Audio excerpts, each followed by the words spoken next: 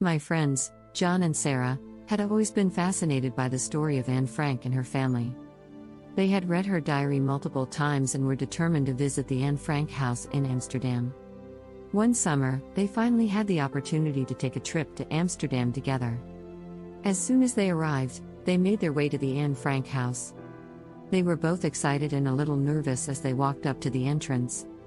The museum was located in the same building where Anne and her family had hidden during the Holocaust.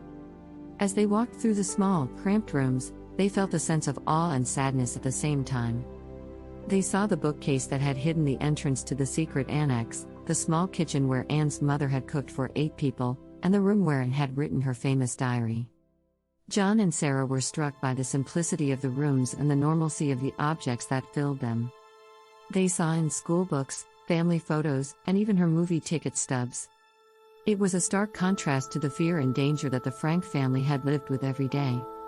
But what really touched them was the feeling of hope that was present throughout the museum. They read Anne's words, where she writes about her dreams for the future and her belief in the goodness of people. They could see the resilience and spirit of the Frank family and the other people that had hidden with them. After leaving the museum, John and Sarah walked through the streets of Amsterdam in silence. They were both deep in thought and reflecting on the lessons they had learned. They were reminded of the importance of standing up against hate and discrimination, and to always fight for what is right. The trip to the Anne Frank house had been an inspiration and an education for John and Sarah. They left Amsterdam with a renewed sense of determination to make a difference in the world and to never forget the lessons of the past.